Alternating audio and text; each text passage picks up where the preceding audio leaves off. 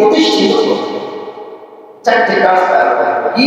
আকামুস সালাত, সর্বপ্রথম সালাত আদায় করবে, সালাত কায়েম করবে, সালাতের বিধান দেবে।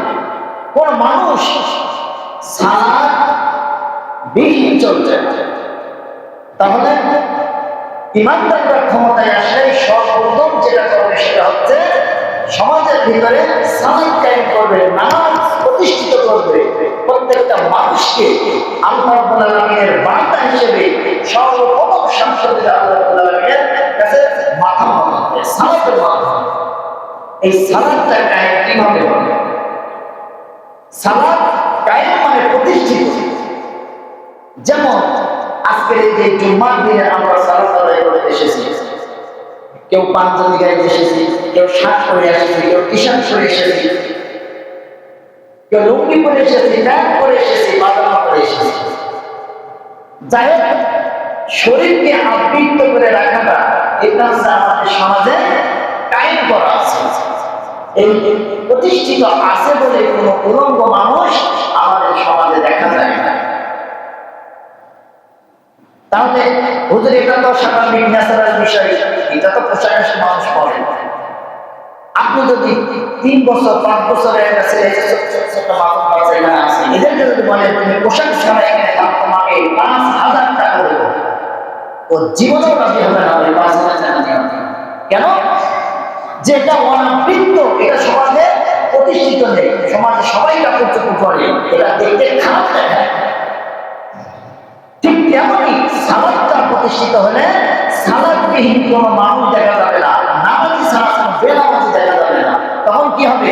সবাই যখন নামাজ পড়তে যাচ্ছে, আমি কিভাবে দোকানে বসে থাকি, কিভাবে চায়ের দোকানে বসে থাকি, এই কাজটাই হচ্ছে ইমানদার শাসক, ইমানদার রাজা, ইমানদার প্রেসিডেন্ট, ইমানদার প্রধানমন্ত্রী, ইমানদার এমপি, ইমানদার চেয়ারম্যান, ইমানদার মেম্বার, ইমানদার সমস্ত এই সমাজের মানুষগুলো যখন তাদেরকে একটা কর্তৃত্ব দেওয়া হয়, 10টা মানুষ যখন তার কথা শোনে, তার কথা মেনে নেয়, ওই ব্যক্তির প্রথম কাজ হবে সালাত প্রতিষ্ঠিত। দ্বিতীয়ত যাকাত, সমাজের যাকাত প্রতিষ্ঠিত করবে। 2 নম্বরে তারা যাকাত প্রতিষ্ঠিত করবে। যাকাত, এই যাকাতটা হচ্ছে ধনীদের কাছ থেকে নিয়ে গরিবদের মাঝে দিয়ে দাও। তাহলে কি সমাজে কোনো হাহাকার থাকবে না, কোনো ক্ষুধা থাকবে না, কোনো চোরটা থাকবে না, কোনো ডাকাত থাকবে না। যদি এইটা প্রতিষ্ঠিত হয়, চুরিদারি, এই ছোট্ট ছোট্ট পেটের ক্ষুধা থেকে চুরিদারি শুরু হয়, এই চুরিদারি থেকে শুরু করতে করতে ডাকাতি, এরপরে মানুষকে, এরপরে লোক করা। এজন্য সমাজের মানুষ দায়ী। একজন ডাকাত হওয়ার পেছনে, একটা চোর হওয়ার পেছনে, এর ভিতরে ধনীরা আমরা যারা সাধারণ দিকে দায়ী। আর এই দায় মুক্তি হওয়ার কারণে আমরা বলে যারা ইমানদার, যারা প্রধানমন্ত্রী হবে, তারা প্রথমত সালাত, দ্বিতীয়ত তারা জনগণের কষ্ট বুঝবে, যাকাত প্রতিষ্ঠিত করবে। কিন্তু আমাদের মাঝে এখন সুদ ভিত্তিক জীবনযাপন আমরা করছি। সেটা কি? গরিবদের কাছ থেকে নিয়ে ধনীরা বড় করছে। কোন রাজা আসলে এই কাজটা। দ্বিতীয়ত ওয়া আমারু বিল মা'রুফ ওয়া নাহা আনিল মুনকার, তারা সৎ কাজে, 3 নম্বরে তারা সৎ কাজের আদেশ দেবে, মানুষদেরকে ভালো কাজের উপদেশ দেবে। ভালো কাজ, কোনো খারাপ কাজ করা যাবে না। এই ভালো কাজের উপদেশ, আল্লাহর হুকুম মানো, আল্লাহর নৈকট্য অর্জন করো, আল্লাহর হুকুম যারা মানে তাদের সাথে চলো, তাদেরকে সাপোর্ট করো, তাদেরকে সহযোগিতা করো। যারা আল্লাহ হুকুম আহকাম মানে এবং অপরকে মানাতে পারে, এমন নেতৃত্ব, এমন কর্তৃত্ব তাদেরকে দাও। অতুমিনুনা বিল্লাহ ওয়ালিল্লাহি আকিবাতুল উমুর, আল্লাহ রাব্বুল আলামিন সকল কাজ জানেন। এবং 4 নম্বরে তোমরা অসৎ কাজের থেকে মানুষকে ফিরাও, মানুষকে নিষেধ করো। মানুষ অন্যায় কাজে লিপ্ত হয়ে আছে, মানুষকে হুমকি দিচ্ছে, মানুষকে হুমকি দিয়ে টাকা পয়সা জোর জবর করে নিচ্ছে, বাধা দাও। এই চাঁদাবাজি, দখলদারি, লুটতরাজ ইমানদাররা বন্ধ করো। সম্মানিত উপস্থিতি, পবিত্র কুরআনুল কারীমে এটা একটা সংক্ষিপ্ত অনুবাদ। এখন আলোচ্য আয়াতের বিষয় হচ্ছে ইসলামী রাষ্ট্রের মূল লক্ষ্য, অর্থাৎ একটা ইসলামী রাষ্ট্র গঠন করবে। যারা ক্ষমতা পাবে, এই ক্ষমতাধারীরা এসে তারা কি করবে? একটা ইসলামী রাষ্ট্র কায়েম করবে। তাহলে ইসলামী রাষ্ট্র কায়েম করলে আমাদের কি সুবিধা? বা ইসলামী রাষ্ট্র যদি কায়েম হয়ে যায় তাহলে অমুসলিমদের কি হবে? যারা অন্যান্য ধর্মে আছে তাদের কি হবে? আল্লাহ রাসূল সাল্লাল্লাহু আলাইহি ওয়াসাল্লাম বলছেন, যদি কোনো ইমানদার, কোনো মুসলমানের হাত দ্বারা যদি কোনো হিন্দু, কোনো অমুসলিম যদি ক্ষতিগ্রস্ত হয়, আমি রাসূল সাল্লাল্লাহু আলাইহি ওয়াসাল্লাম কাল কিয়ামতের মাঠে ওই আসামি বিপক্ষে আমি দাঁড়িয়ে যাব। তখন ওই অমুসলিমের পক্ষে আমি আল্লাহ রাব্বুল আলামিনের কাছে বিচার জানাতে হবে। কোন অমুসলিম ইসলামী রাষ্ট্র কায়েম হলে সর্বপ্রথম আনন্দে থাকবে, সুখে থাকবে হচ্ছে অমুসলিম। সম্মানিত উপস্থিতি, যে সকল ইসলামী রাষ্ট্র কায়েম হয়েছে সে সকল ইসলামী রাষ্ট্রে তারা মানুষের সকল প্রকারের অধিকার বাস্তবায়নে তারা সমস্ত প্রকারের অগ্রাধিকার তারা দিয়ে থাকেন। ইসলামী রাষ্ট্রগুলো তারা মানুষের কল্যাণের জন্য, কল্যাণ সাধনের জন্য তারা চেষ্টা করে। আর মুসলিমরা যেন সুখে শান্তিতে স্বাচ্ছন্দ্যে চলতে পারে, মাথা উঁচু করে চলতে পারে। রাষ্ট্র হলে কোনো হানাহানি থাকবে না, কোনো মারামারি থাকবে না। এখন কিছু কিছু জায়গায় আমাদের বর্তমানে সমাজে চুরি হচ্ছে, চাঁদাবাজি হচ্ছে, লুটতরাজ হচ্ছে। ইসলামী রাষ্ট্র থাকলে কারণ কোনো কিছু চুরি হবে না। বাইরের রাষ্ট্রগুলোতে দেখেন, ইউরোপ, আমেরিকা, যেসব বাইরের রাষ্ট্রগুলো, তারা কিন্তু এই ইসলামী রাষ্ট্রের নিয়ম কানুনগুলো তারা ফলো করে, কোরআনের নিয়মগুলো তারা ফলো করে। কিন্তু আমরা মুসলমান হয়ে কোরআনের নিয়মগুলো আমরা ফলো করি না। বাইরে দেখবেন যদি আপনার কোটি টাকার সম্পত্তি যদি আপনি ফেলে দেন, আপনার ভুল করে যদি ফিরে আসে, সেটা তারা হাত দিয়ে তুলেও দেখবেন। কিন্তু আমরা মুসলমান সুযোগ পেলে তাকে ভুলিয়ে ভালিয়ে তার কাছ থেকে আমরা সেটা অন্যায়ভাবে নিয়ে থাকি। এজন্য ইসলামী রাষ্ট্রের লক্ষ্য উদ্দেশ্য হচ্ছে শান্তি এবং নিরাপত্তা নিশ্চিত করা, মানুষকে অর্থনৈতিকভাবে স্বাবলম্বী করে তোলে। এজন্য যাকাত ভিত্তিক রাষ্ট্র প্রয়োজন। যাকাত মানুষকে অর্থনৈতিকভাবে স্বাবলম্বী করে তোলে। এই যে আমাদের যে বড় দুর্যোগ গেল, যে দুর্যোগটা আমাদের গেল, আমাদের প্রতিবেশী রাষ্ট্রের হিংসা, প্রতিহিংসার, আক্রোশের যে প্রতিফল আমাদের কাছ থেকে তারা যে হিংসা করলো, কিন্তু বাংলার 18 কোটি মানুষ তারা দেখিয়ে দিল যে তোমার মতো ভারত আমাদের ক্ষতি করতে পারবে না। পানি ছেড়ে দিয়েছ, 11টা জেলা তুমি আমাদেরকে তুলে দিয়েছ, 70 লক্ষ মানুষ বাড়ি ছাড়া চলেছ, ঘর ছাড়া চলেছ, ভিটে ছাড়া চলেছ। কিন্তু আমরা বাংলার 18 কোটি মানুষ বসে নেই। হাজার হাজার কোটি কোটি টাকা মানুষ সহজে দান করে করে, কোটি কোটি টাকা দান করে এই বন্যা, এই যে কৃত্রিম বন্যার মোকাবেলা আমরা করেছি।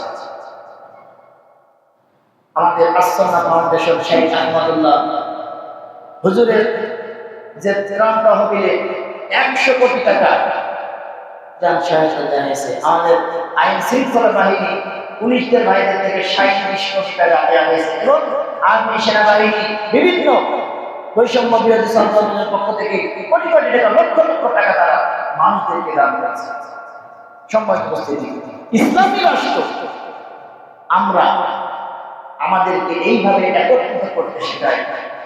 খলিফাতুল মুসলিমিন হযরত ওমর রাদিয়াল্লাহু তাআলা আনহু, আমরা ইসলামী আমরা মনে করি যে ইসলামী রাষ্ট্র যদি কায়েমে যায়, হুজুরদের হাতে যদি রাজনীতি চলে যায়, হুজুররা যদি ক্ষমতায় চলে আসে, হুজুররা যদি দেশ ইসলামের কথা প্রচার করে, তাহলে আমাদের মনে হয় কি ক্ষতি হবে।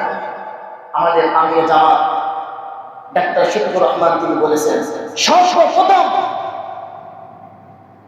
ইসলামী রাষ্ট্র যদি কায়েম হয়, এদেশের নারীরা বেশি খুশি হবে, মেয়েরা বেশি আনন্দিত হবে, মেয়েরা বেশি খুশি হবে।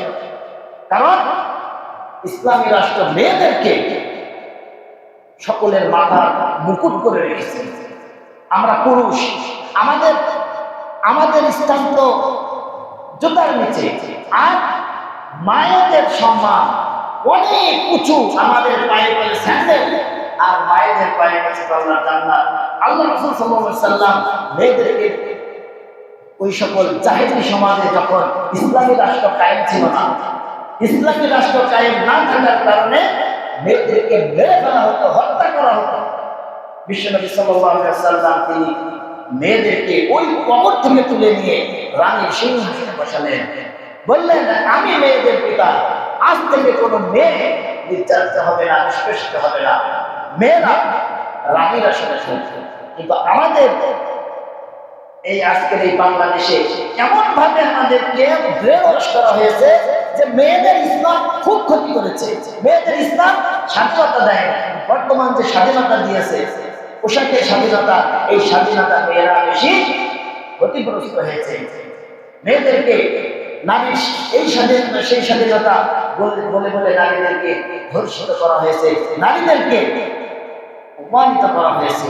বিগত আওয়ামী হাইনা শাসন আমলে, এই মহিলা ফিরাউনের আমলে মেয়েদেরকে বৈষম্য বিরোধী ছাত্র আন্দোলনের যে সকল মেয়েরা তারা ছিল, পুলিশ পর্যন্ত, আমার বাংলাদেশি পুলিশ নাই, ৭০,০০০ ভারতীয় পুলিশ, ৭০,০০০ ভারতীয় পুলিশ আমার বাংলাদেশে এসেছিল। মনে রাখবেন, পুলিশ ভাইদের প্রতি আপনারা যেন ঘৃণা পোষণ করবেন না। মনে রাখবেন, আমার বাংলাদেশে পুলিশ তারা এমন নিম্নমানের মনের মানুষ তারা হতে পারে না।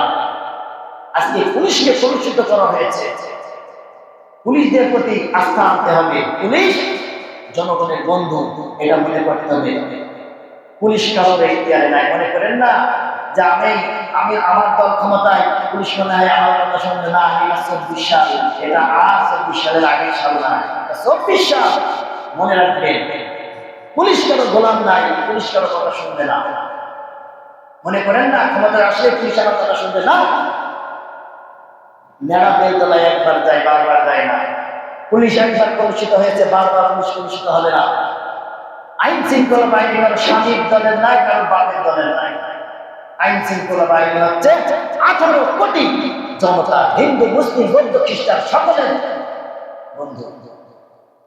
সম্মানিত উপস্থিতি, এজন্য আমিরুল মুমিনিন হযরতে ওমর রাদিয়াল্লাহু তাআলা আনহু ইসলাম প্রতিষ্ঠিত করলেন। এই ইসলাম প্রতিষ্ঠিত করার সর্বপ্রথম ইসলামী রাষ্ট্র কায়েম করে অর্ধজাহানের খলিফা, আমাদের বাংলাদেশের মতো ছোট্ট দেশের প্রেসিডেন্ট নাই, অর্ধজাহানের পৃথিবীর অর্ধেক পৃথিবী শাসক।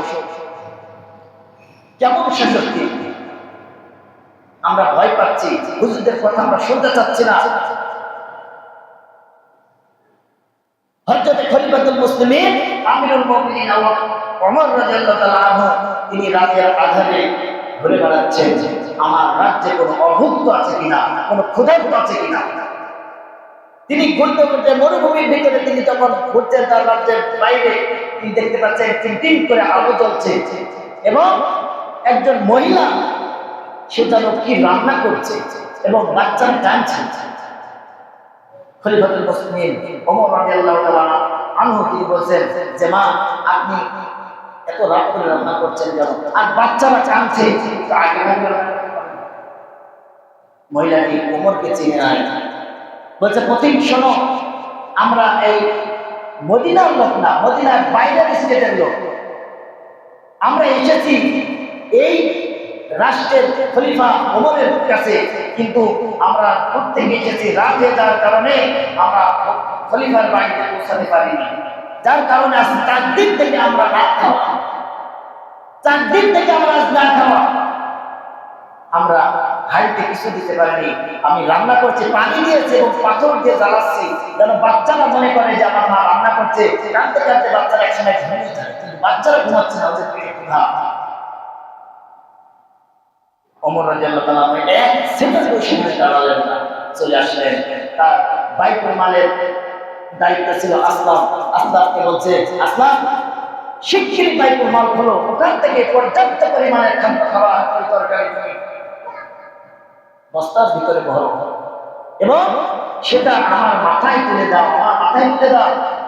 আসলাম বলছে, খলিফাতুল মুসলিমিন আমিরুল মুমিনিন, আমি তো দাস হিসেবে আছি, আমি তো গোলাম হিসেবে আছি, আমি তো নিয়ে যেতে পারি। বলছে, না, যে দৃশ্য আমি দেখে আসলাম, যে দৃশ্য আমি ওপর দেখে আসলাম, কাল কিয়ামতের মাঠে আল্লাহ রাব্বুল আলামিন যদি আমাকে জিজ্ঞাসা করে, তুমি রাষ্ট্রের প্রধান হিসেবে, তুমি রাষ্ট্রের প্রেসিডেন্ট হিসেবে, প্রধানমন্ত্রী হিসেবে তুমি কি করেছো তোমার রাজ্যে, মানুষ না খেয়ে পারে, এই প্রশ্ন যদি আল্লাহ রাব্বুল আলামিন আমি ওমরকে জিজ্ঞাসা করে, আমি ওমরের উত্তর দেওয়ার কোনো অধিকার সাহস নাই। বুঝতে পারছেন?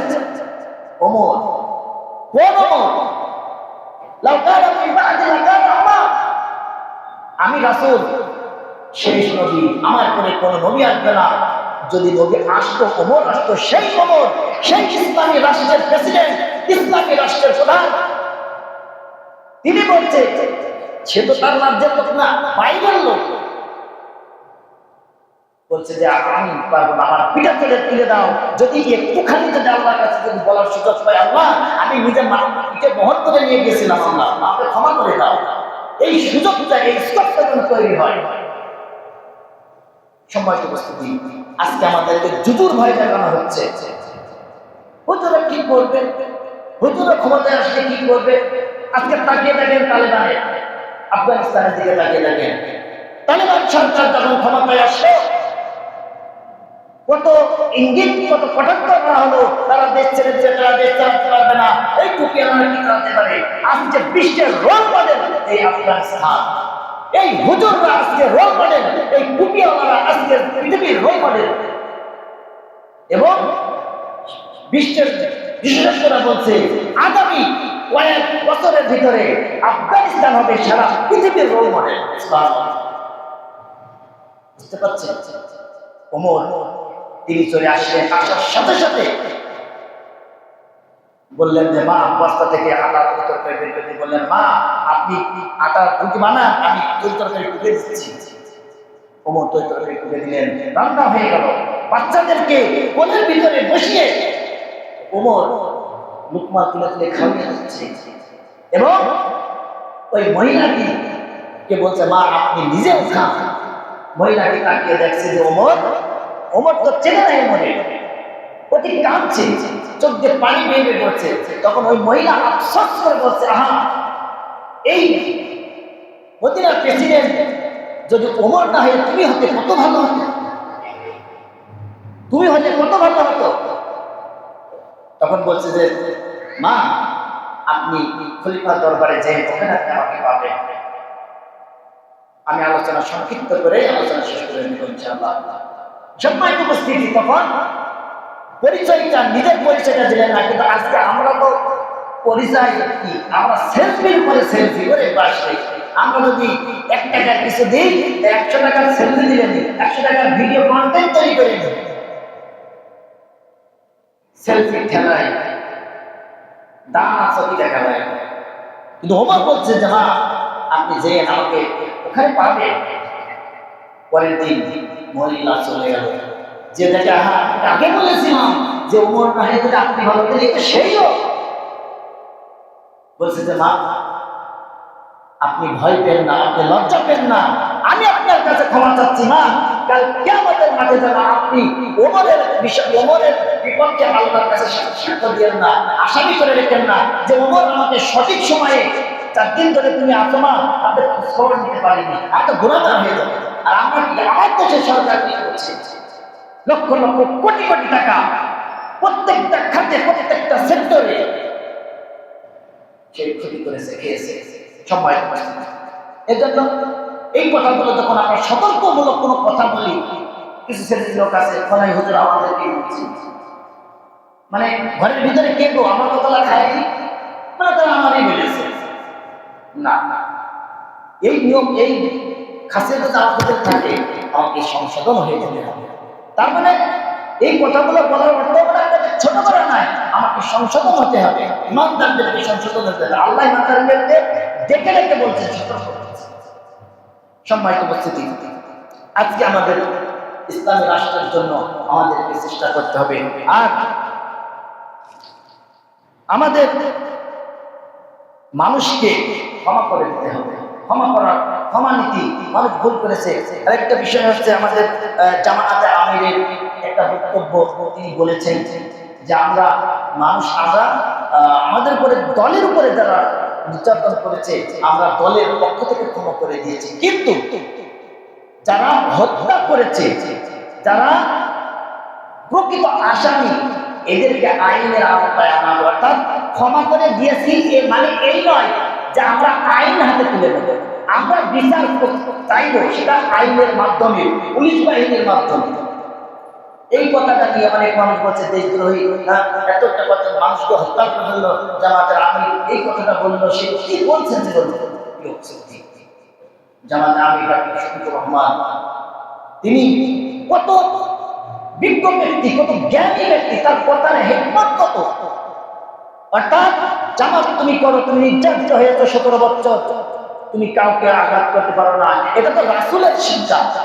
মদিনা যখন মক্কা বিজয় হইল, সূরা নাসর আমি আগে আলোচনা করেছি, সূরা নাসর এই কারণে নাযিল হয়েছে যে আজকে ক্ষমা করে দাও। আল্লাহ বলে লা আসরিফা আলাইকুম ইয়াউম, তোমাদেরকে আমার কোনো ক্ষোভ নাই, আমাদের কোনো নির্দেশ নাই। অর্থাৎ সেটা তোমাদের বিচার হবে আইনের মাধ্যমে। এই যে ডাক্তার শফিকুর রহমানের এই কথা নিয়ে বিভ্রান্ত হওয়ার কোনো দরকার নেই। তিনি বলেছেন জামাত কারো প্রতিশোধ নেবে না, প্রতিশোধ বিচারের আওতায় হবে। আইন আছে, আমার আইন শৃঙ্খলা বাহিনী আছে, এরা বিচার করবে, রাষ্ট্রের বিচার করবে, কোনো মানুষকে বিচার করতে পারে না। সম্মানিত উপস্থিতি, আরেকটা বিষয় হচ্ছে আমাদের প্রধান উপদেষ্টা, তার কথা একটু না বললে নাই। আমরা তাকে নিয়ে অনেক কথা বলি যে সে কি পারবে। সে আরব আমিরাত দুবাইয়ে আমাদের প্রবাসী বাংলাদেশের 57 জন, তারা মানে যাবজ্জীবন কারাদণ্ড হয়ে গেছে শুধুমাত্র একটা ফোনের মাধ্যমে তাদেরকে ছেড়ে দেন। তারা আমার বাংলাদেশি সাথে সাথে তাদেরকে মুক্তি দেওয়া হয়ে গেছে। মনে করেন না ডক্টর বিশাল একটা জিনিস, কোনো এডিটারি করার সুযোগ নেই। ভারতকে স্পষ্ট বলে দিয়েছে, ভারত চুপ থাকো, হাসিনা ওখানে আছো, চুপ করে বসে থাকো, কোনো কথা তুমি বাংলাদেশের সত্যি বলো না, চুপ করে বসে থাকো, বলা বার্তা দিয়ে দিয়েছে। সম্মানিত উপস্থিতি, আল্লাহ রাব্বুল আলামিন আমাদের সেই তৌফিক দান করুন, ইসলামকে রাষ্ট্র যারা করতে চায় তাদেরকে আমাদের সাপোর্ট করতে পারে। এই মানে এই নাই যারা ইসলামী অন্যান্য দলের আমরা বিরোধী করছি।